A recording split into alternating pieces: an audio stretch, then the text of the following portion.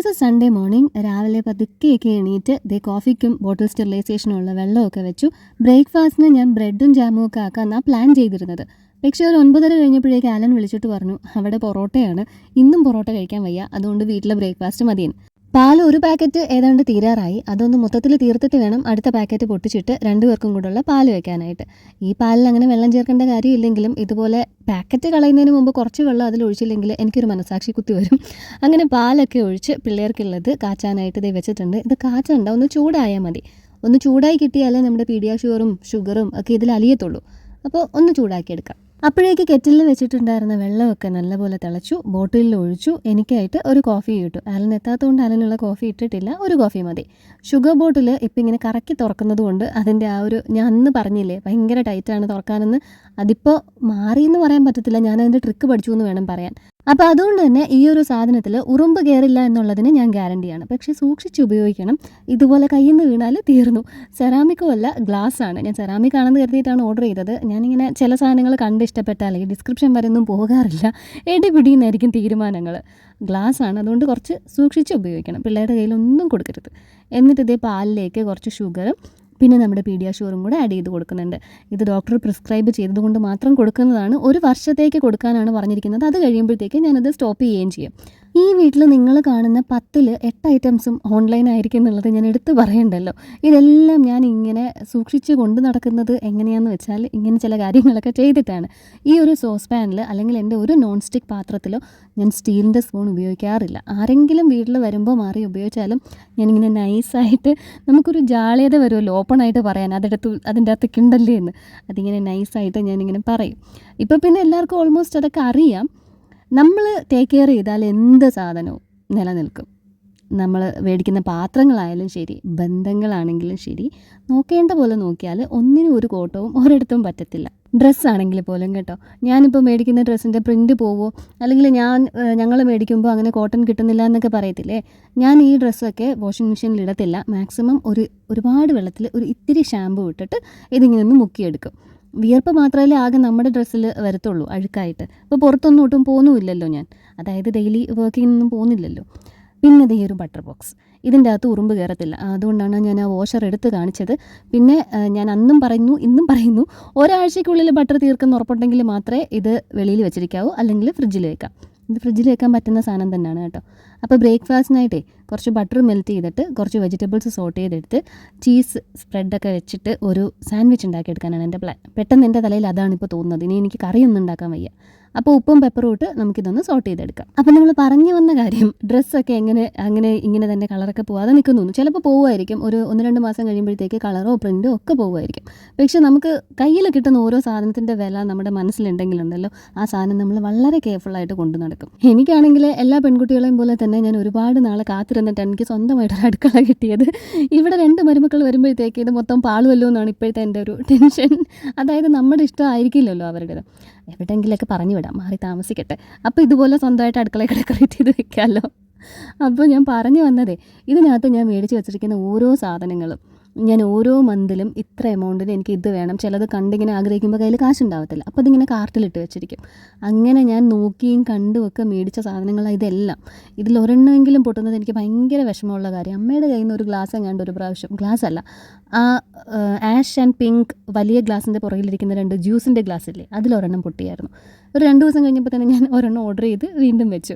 അതിനുശേഷം അമ്മയ്ക്കും പേടിയാണ്, എന്തെങ്കിലും ചെയ്യാൻ വരുമ്പോഴത്തേക്ക് പറയും എനിക്കിതൊന്നും വേണ്ട, എനിക്ക് ആ ചീനച്ചട്ടി ഇങ്ങോട്ട് എടുക്കുക, ഞാനിതെങ്ങനെ പൊട്ടിക്കണം, പിന്നെ നീ അടുത്തതുടനെ ഓർഡർ ചെയ്യാൻ നിൽക്കണമെന്ന്. പണ്ടത്തെ ഒരു പറച്ചിലുണ്ടല്ലോ, ഉള്ളവനെ ഇല്ലാത്തതിൻ്റെ വില അറിയത്തുള്ളൂ. അതുപോലെ ഞാൻ അത്യാവശ്യം ഇല്ലാത്തതിൻ്റെയൊക്കെ നല്ല വില അറിഞ്ഞിട്ടാണ് വളർന്നത്.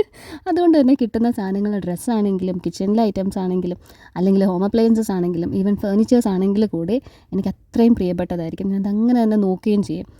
പിന്നെ അബദ്ധങ്ങളൊക്കെ എനിക്കും പറ്റിയിട്ടുണ്ട്. എൻ്റെ കയ്യിൽ നിന്നും പാത്രം പൊട്ടിയിട്ടില്ല എന്നൊന്നുമല്ല, എന്നാലും. അപ്പോൾ എന്തായാലും ഇപ്പം നിങ്ങളുടെ മുന്നിൽ ഈ ഒരുവിധം കാണുന്ന സാധനങ്ങളുടെയൊക്കെ ലിങ്ക് ഞാൻ ടാഗ് ചെയ്ത് കൊടുത്തേക്കാം.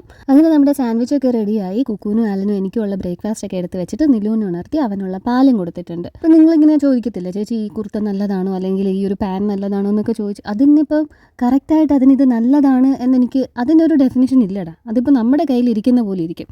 ഇപ്പോൾ ഞാനൊരു ഈ ഒരു ജഗ്, ഈ ഗ്ലാസ് ജഗ് ഞാൻ മേടിച്ചിട്ട് ഇപ്പോൾ 2 കൊല്ലമെങ്കിലും ആയി കാണും. 2 കൊല്ലം എന്തായാലും ആയിട്ടുണ്ട്. അപ്പോൾ ഇത് വാങ്ങിച്ചിട്ട് തൊട്ട് അടുത്ത ആഴ്ച തന്നെ എവിടെയെങ്കിലും അതിൻ്റെ വക്കൊന്ന് തട്ടി പൊട്ടിയിട്ടുള്ള ഒരാളുടെ അടുത്താണ് നിങ്ങൾ ചോദിക്കുന്നതെങ്കിൽ അയാൾ എന്ത് പറയും? ഈ ജഗ് കൊള്ളത്തില്ല എന്ന് പറയും. പക്ഷേ അത് 2 വർഷമായിട്ട് എനിക്കൊരു പ്രശ്നവും ഇല്ലാതെ ഈ വീട്ടിൽ ഇരിക്കുന്ന സാധനം നല്ലതാണെന്നല്ലേ എനിക്ക് പറയാൻ പറ്റത്തുള്ളൂ. ഞാൻ എന്നാൽ കുക്കർ മേടിച്ചപ്പോൾ ഒത്തിരി പേര് പറഞ്ഞു പ്രസ്റ്റീജിൻ്റെ കുക്കർ പൊട്ടിത്തെറിക്കുമെന്ന്. ഇപ്പോൾ അതും 2 കൊല്ലമായി ഇതുവരെ പൊട്ടിത്തെറിച്ചിട്ടില്ല. ഇനി പൊട്ടിത്തെറിക്കുമോ ഇല്ലയോ എന്നൊന്നും എനിക്കറിയത്തില്ല. അപ്പോൾ അതുകൊണ്ട് നിങ്ങൾക്ക് ഇഷ്ടമുണ്ടെങ്കിൽ മാത്രം വാങ്ങിക്കാം കേട്ടോ. ഈ പറയുന്ന സാധനങ്ങളൊക്കെ പൊട്ടുന്നതും ചട്ടിയും കലമാകുമ്പോൾ തട്ടിയും മുട്ടിയും എന്നൊക്കെ ഇരിക്കും, ചിലപ്പോൾ പൊട്ടുകയും ചെയ്യും. അപ്പോൾ അതുകൊണ്ട് തന്നെ നിങ്ങൾ എന്ത് സാധനം ഇവിടെ ഇരിക്കുന്നത് ചേച്ചി അത് കൊള്ളാവോ, യൂസ് ചെയ്തിട്ട് എങ്ങനെയുണ്ടെന്ന് ചോദിച്ചു കഴിഞ്ഞാൽ ഞാൻ ഇറ്റ്സ് ഗുഡ് എന്നേ പറയത്തുള്ളൂ. എനിക്കത് മാത്രമേ തിരിച്ച് പറയാൻ പറ്റത്തുള്ളൂ. ഇതെല്ലാം കൂടി എനിക്ക് കമൻറ്റിൽ പറയാൻ പറ്റത്തില്ലല്ലോ. അതുകൊണ്ടാണ് കേട്ടോ ഞാൻ ഇങ്ങനെ പറഞ്ഞത്. പിന്നെ ഈ ഓൺലൈനിലെ സാധനങ്ങൾ മൊത്തം ചീപ്പല്ലേ, ഇതിനേക്കാളും കാസ്റ്റ് അയൺ യൂസ് ചെയ്തിട്ട് അതെല്ലാം ഓരോരുത്തരുടെ ഇഷ്ടമാണ്. എനിക്ക് ഹാൻഡിൽ ചെയ്യാൻ പറ്റുന്ന സാധനങ്ങളെ ഞാൻ മേടിക്കാറുള്ളൂ. ഇന്ന് ഉച്ചയ്ക്ക് ലഞ്ചിന് ബിരിയാണിയാണ് ഞാൻ പ്ലാൻ ചെയ്യുന്നത്. ബിരിയാണി കഴിച്ച് കഴിഞ്ഞാൽ എനിക്ക് ലൈം സോഡ കുടിക്കണം. അപ്പം ഞാൻ ജഗ്ഗിൽ ആദ്യം തന്നെ കുറച്ച് ഷുഗർ മെൽറ്റ് ചെയ്യാനായിട്ട് ഇത്തിരി വെള്ളം ഒഴിച്ച് മാറ്റി വെച്ചിട്ടുണ്ട്, ലൈം സോഡ സെറ്റാക്കി എടുക്കാനായിട്ട്. എന്നിട്ട് കുറച്ച് അരിയല്ല, 1.25 ഗ്ലാസ് കൈമ അരി എടുത്ത് കഴുകി കുതിർത്തി വെച്ചിട്ടുണ്ട്. പിന്നെ നിലുവിനുള്ള ബ്രേക്ക്ഫാസ്റ്റ് എടുത്ത് കൊടുത്തു. ചിക്കനും മാരിനേറ്റ് ചെയ്ത് വെച്ചിട്ടുണ്ട്. മഞ്ഞൾപ്പൊടിയും മല്ലിപ്പൊടിയും മുളക് പൊടിയും ഒക്കെ ഇട്ടാണ് അത് മാരിനേറ്റ് ചെയ്തിരിക്കുന്നത്. അതിൻ്റെ കൂടെ കുറച്ച് തൈരും കൂടെ ചേർത്ത് നമുക്ക് മാറ്റി വയ്ക്കാം. ഇനി ബിരിയാണി ഉണ്ടാക്കാനായിട്ട് ഒരു വലിയ സവാളയും ഒരു വലിയ തക്കാളിയും 3 ചെറിയ പച്ചമുളകും എടുത്തിട്ടുണ്ട്. ഇന്നിപ്പോൾ കുക്കർ ബിരിയാണിയാണ് കേട്ടോ നമ്മൾ ഉണ്ടാക്കാൻ പോകുന്നത്. ഇന്നല്ല, ഞാൻ എന്ന് ബിരിയാണി ഉണ്ടാക്കിയാലും ഞാൻ കുക്കർ ബിരിയാണിയാണ് ഉണ്ടാക്കുന്നതെന്ന് നിങ്ങൾക്കറിയാമല്ലോ. അതും ഇതുപോലെ ഞാൻ പഠിച്ച് പഴറ്റി തെളിഞ്ഞതാണ്. ഇപ്പോൾ കണ്ണും പൂട്ടിയൊക്കെ കുക്കർ ബിരിയാണി ഉണ്ടാക്കാം. അങ്ങനെയൊന്നും കമൻറ്റ് ചെയ്ത് കളയരുത് കേട്ടോ. എന്നാൽ കണ്ണും കെട്ടി വെച്ചൊരു ബിരിയാണി ഉണ്ടാക്കുന്നു. പിന്നെ പ്രൊമോഷൻസ് വളരെ റീസണബിൾ ആണെന്ന് എനിക്ക് തോന്നുന്ന കാര്യങ്ങൾ മാത്രമേ ഞാൻ പ്രൊമോഷൻസ് ആയിട്ട് എടുക്കാറുള്ളൂ കേട്ടോ. അതിപ്പോൾ എന്താ ഞാൻ പറയുന്നതെന്ന് ചോദിച്ചു കഴിഞ്ഞാൽ, ചില സാധനങ്ങൾ ഞാൻ കാണിക്കുന്ന കാണുമ്പോൾ നിങ്ങൾക്ക് തോന്നും ഞാൻ പ്രൊമോട്ട് ചെയ്യുന്നതാണോ എന്ന്. കഴിഞ്ഞൊരു കമൻറ്റ് ഉണ്ടായിരുന്നു, നിങ്ങൾക്ക് ഈ ഡ്രസ്സൊക്കെ ഫ്രീ ആയിട്ട് കിട്ടുന്നതല്ലേ എന്ന്.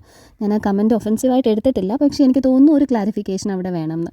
ഒരു ഓൺലൈൻ ഷോപ്പിംഗ് ആപ്സും നമുക്ക് ഡ്രസ് മെറ്റീരിയൽസ് ഒന്നും ഇങ്ങനെ അയച്ചു തരത്തില്ല പ്രൊമോട്ട് ചെയ്യാനെന്നും പറഞ്ഞിട്ട്. നമ്മുടെ സ്വന്തം കാശ് കൊണ്ട് വാങ്ങിച്ചിട്ട് നമുക്കത് പ്രൊമോട്ട് ചെയ്യാം. അപ്പോൾ ആരെങ്കിലുമൊക്കെ വാങ്ങിക്കുമ്പോൾ നമുക്കൊരു കമ്മീഷൻ കിട്ടും എന്ന് പറഞ്ഞാൽ അങ്ങനെ അത്ര വലിയ തുകയൊന്നുമല്ല, ചിലപ്പോൾ ഒരു 3% ഒക്കെ ആയിരിക്കും കിട്ടുന്നത്. പിന്നെ ചില പേജസ് നമുക്ക് അയച്ചു തരാറുണ്ട്. അതിൽ എനിക്ക് ഇഷ്ടപ്പെട്ട ഒരു പേജാണ് മിമി ക്ലോത്തിങ് എന്ന്. അതിന് മാത്രമേ എനിക്ക് തോന്നുന്നു ഞാൻ അല്ലാണ്ട് പ്രൊമോട്ട് ചെയ്തിട്ടുള്ളൂ, കൊളാബ് ചെയ്തിട്ടുള്ളൂ. അത് ഈ പറഞ്ഞ പോലെ നല്ല സാധനങ്ങളാണ്. നിങ്ങൾ പലപ്പോഴും ചോദിക്കുമ്പോഴത്തേക്ക് ഞാൻ @മിമി ക്ലോത്തിങ് എന്നിടുന്നത് ആ ഇൻസ്റ്റാഗ്രാം പേജിനെയാണ് ഞാൻ മെൻഷൻ ചെയ്തിരുന്നത് കേട്ടോ. പിന്നെ നമ്മുടെ മിനിയാൻ്റിയുടെ കടയിലെ ഡ്രസ്സ്, അതും നിങ്ങൾക്കറിയാമല്ലോ, കൊളാബറേഷനോ പ്രൊമോഷനോ ഒന്നുമല്ല. അപ്പോൾ അതേ സവാള നന്നായിട്ട് മുരിച്ചെടുക്കണം. മുരിഞ്ഞ് വരുമ്പോൾ ബിരിയാണി മസാല മാത്രമേ ഞാൻ ചേർക്കുന്നുള്ളൂ. ബാക്കി പൊടികളൊക്കെ നമ്മൾ ചിക്കനിൽ ചേർത്തിട്ടുണ്ടല്ലോ, അതും കൂടെ ചേർത്ത് മൂപ്പിച്ച് തക്കാളി ആഡ് ചെയ്ത് തക്കാളി ഒന്ന് വെന്ത് തുടങ്ങുമ്പോൾ ചിക്കൻ ആഡ് ചെയ്ത് കൊടുക്കാം. ചിക്കനിൽ നമ്മൾ കേട് ചേർത്തിരിക്കുന്നതുകൊണ്ട് ഒരു പച്ച ഒരു കളർ വരും, പച്ചയല്ല ഒരു റോ കളർ കാണും.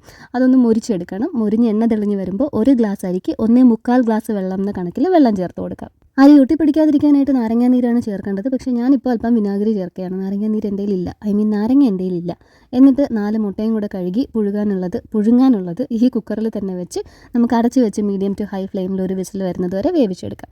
സവാള വഴന്ന് വരുന്ന നേരം കൊണ്ട് ഞാൻ സാലഡ് ഉണ്ടാക്കിയിരുന്നു. അതിൻ്റെ അകത്ത് പേർപ്പിൾ ക്യാബേജും ഒണിയനും മാത്രമേ ഉള്ളൂ, പച്ചമുളകൊന്നും ചേർത്തിട്ടില്ല, പിള്ളേർ കഴിക്കേണ്ടതുകൊണ്ട്. എന്നിട്ട് കുക്കർ വിസിൽ വരുന്ന സമയം കൊണ്ട് ഞാൻ പപ്പടവും കൂടെ കാച്ചി. നാരങ്ങാച്ചാർ ഓൾറെഡി ഇരിപ്പുണ്ട്, അതുകൊണ്ട് പണി പെട്ടെന്ന് കഴിഞ്ഞു. മുൻപ് വീഡിയോസിൽ കാണിക്കുമ്പോൾ പലരുടെയും ഡൗട്ടായിരുന്നു മുട്ട തോടോട് കൂടിയാണോ ഇതിൻ്റെ അകത്ത് ഇരിക്കുന്നതെന്ന്. അത് ഞാൻ നേരത്തെ പറഞ്ഞില്ല, നമ്മൾ ഇതിലിട്ട് ഒരു വിസിലങ്ങ് പുഴുങ്ങിയെടുക്കും. എക്സ്റ്റീമറിൽ വേണമെങ്കിലും വെക്കാം. ഇതിപ്പോൾ ഒറ്റ സംഭവം അല്ല, ഒരു പാത്രത്തിൽ ഇതെല്ലാം കൂടെ കഴിയുമല്ലോ എന്ന് വെച്ചിട്ടാണ് അതിൽ തന്നെ അങ്ങ് ചെയ്തെടുക്കുന്നത്. ഇനി മുട്ടയുടെ തോടൊക്കെ പൊളിച്ചെടുക്കണം. ഞാൻ പറഞ്ഞില്ലേ, ചെയ്ത് വരുമ്പോൾ ഇതുപോലെ അടുക്കി പിടിക്കാണ്ട് വെള്ളത്തിൻ്റെ എമൗണ്ടൊക്കെ നമുക്ക് കറക്റ്റ് ആവും. പിന്നെ നമുക്ക് ഗ്ലാസ്സിൽ അളക്ക പോലും വേണ്ട. നമ്മൾ കുക്കറിലോട്ട് വെള്ളം ഒഴിക്കുമ്പോൾ നമ്മുടെ മൈൻഡിൽ ഒരു വോയിസ് വരും, ഇത്രയും വെള്ളം മതി എന്നുള്ളത്. അങ്ങനെ ബിരിയാണിയുടെ പണി കഴിഞ്ഞു, വിസിലെടുത്ത് മാറ്റിയിട്ടുണ്ട്. അത് അങ്ങനെ അത്രയും ഇനി ഇരുന്ന് വേവണ്ടല്ലോ എന്ന് ഓർത്തിട്ട് ചൂടോടിരിക്കാനായിട്ട് കുക്കറിൽ തന്നെ വെച്ചു. പുറത്ത് നല്ല മേളം നടക്കുകയാണ് 3 പേരും കൂടെ. പിന്നെ ഞാൻ കുറച്ച് നേരം പോയിരുന്നിട്ട് നിങ്ങളുടെ കമൻസിനൊക്കെ റിപ്ലൈ തന്നുകൊണ്ടിരിക്കുമായിരുന്നു. പിന്നെ കുറച്ചധികം പ്രൊമോഷൻസ് ഞാൻ ഇങ്ങനെ ഡിക്ലൈൻ ചെയ്തിട്ടുണ്ട്. അതെന്താണെന്നറിയോ, ഞാൻ നിങ്ങളോട് പല വീഡിയോസിലും അതിന് മുമ്പും പറഞ്ഞിട്ടുണ്ട്. ഏകദേശം +1 ഒക്കെ ആയ പിന്നെ ഞാൻ തലയിൽ എണ്ണ ഇടുന്ന പരിപാടി നിർത്തിയെന്ന്. പിന്നെ ഇങ്ങോട്ട് ഇത്രയും വർഷമായിട്ട് ഞാൻ തലയിൽ എണ്ണ ഇട്ടിട്ടില്ല. ലൈം സോഡയ്ക്ക് മേടിച്ച സോഡ തണുക്കണമായിരുന്നു, അതുകൊണ്ടാണ് നമ്മൾ വെയിറ്റ് ചെയ്തത്. ലൈമിൻ്റെ ടാങ്കിൻ്റെ പൊടി ഇട്ടിട്ട് 2 സോഡയും കൂടെ പൊട്ടിച്ചൊഴിച്ച് നമ്മുടെ ലൈം സോഡ റെഡിയായി. ഇനി ലഞ്ച് കഴിക്കാം.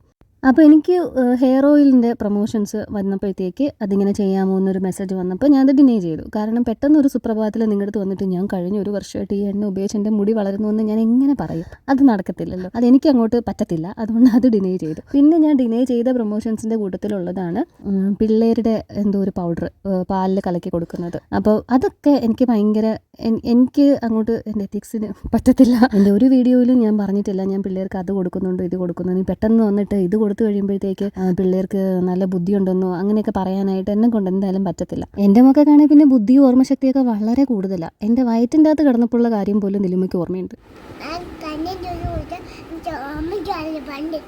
നീ എവിടെ കിടന്നു ചുമക്കും? ആരുടെ വയറ്റില്? മമ്മയുടെ വയറ്റിൽ നീ കിടന്നപ്പോ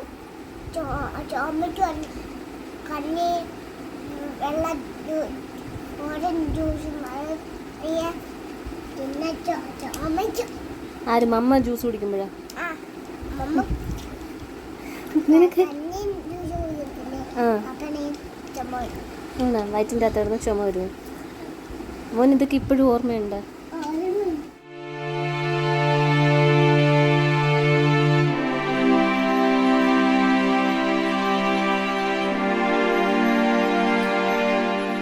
ഞങ്ങൾ ഉച്ചയ്ക്ക് ഉറങ്ങാൻ കിടന്നപ്പോഴത്തേക്ക് പാട്ടൊക്കെ കേട്ട് എണീറ്റപ്പോൾ പരിഹാര പ്രദക്ഷിണം പോന്നു. നമ്മൾ ഈ ചെയ്യുന്ന പാപങ്ങളുടെയൊക്കെ പരിഹാരമായിട്ട് ഇതുപോലെ പോകുന്ന പ്രദക്ഷിണമാണെന്നാണ് പണ്ട് ഞാൻ കേട്ടിട്ടുള്ളത്. പക്ഷേ ആ സാധനത്തിൽ എനിക്കിപ്പോൾ വിശ്വാസമില്ല. ഐ മീൻ ബൈബിളിൽ ഉപദ്യാവിൻ്റെ പുസ്തകം നമ്മുടെ പൃഥ്വിരാജിൻ്റെ ഡയലോഗ് കേട്ടിട്ടില്ലേ? കർത്താവൊക്കെ ഇപ്പോൾ വേറെ ലെവലാണ്. നീ ചെയ്തതിനൊക്കെയും ഞാൻ നിന്നോട് പകരം ചെയ്യും. നിൻ്റെ പ്രവർത്തികളുടെ ഫലം നിൻ്റെ തലമേൽ തന്നെ വന്ന് പതിക്കും.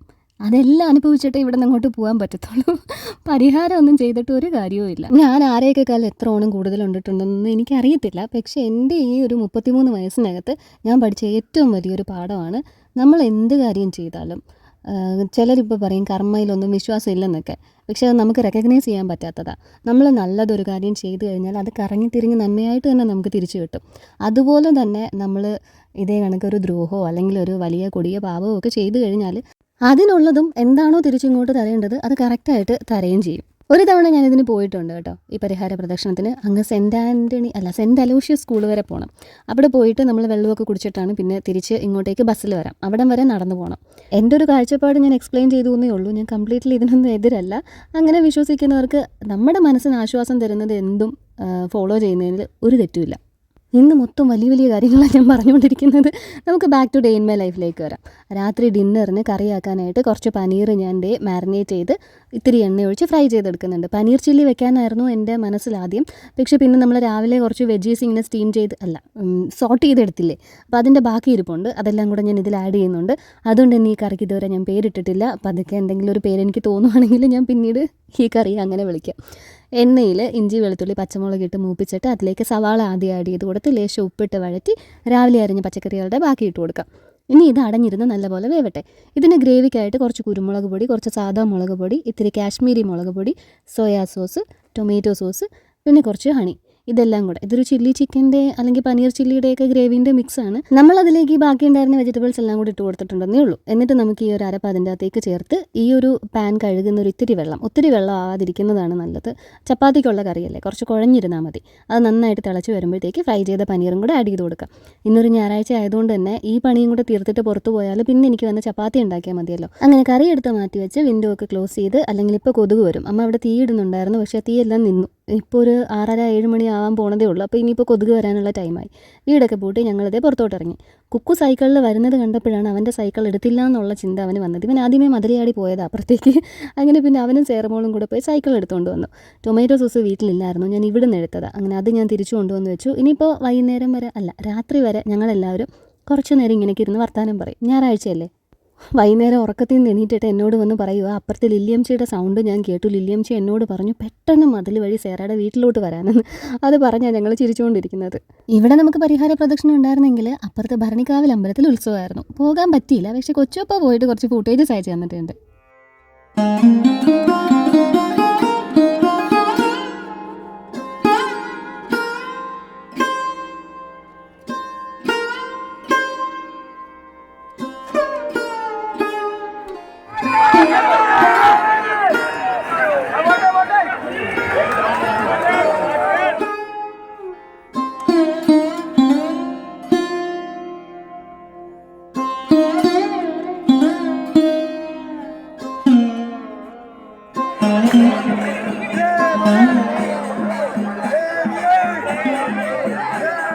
തിരിച്ചു വന്നപ്പോഴേക്ക് കൊച്ചപ്പോൾ ഒരു ബലൂണും ഒക്കെ മേടിച്ചുകൊണ്ട് വന്നിട്ടുണ്ടായിരുന്നു. നമ്മൾ ബീച്ചിൽ പോയാലും ഇവന് ഞാൻ ഈ ഒരു ബലൂണാണ് മേടിക്കുന്നത്. ഇനി ഇതിൻ്റെ പ്രോസസ്സ് എന്ന് പറയുന്നത് ആദ്യം അതിൻ്റെ മേളിലുള്ള ലൈറ്റ് ഇളക്കും, പിന്നെ ബലൂൺ പൊട്ടിക്കും, എന്നിട്ട് ആ വടിക്കകത്ത് പേപ്പർ തിരികെ കയറ്റിയിട്ട് ഒരറ്റത്തുനിന്ന് ഊതി ബുള്ളറ്റാണ് തോക്കാണെന്നൊക്കെ പറഞ്ഞ് അങ്ങോട്ടും ഇങ്ങോട്ടും വെടിവെച്ച് കളിക്കും. ഇത് നിങ്ങൾ സുഖം പിടിച്ച് വന്നപ്പോഴേക്ക് ഇത് പടാന്നൊരു മഴ. ഈ 2 കമ്പ് എന്തോതിനാന്ന് അവന് മാത്രമേ അറിയത്തുള്ളൂ. ഇനിയിപ്പോൾ എന്തായാലും രണ്ടുപേരെയും കുളിപ്പിക്കാനുള്ളതുകൊണ്ട് നനയട്ടെ എന്ന് കരുതി.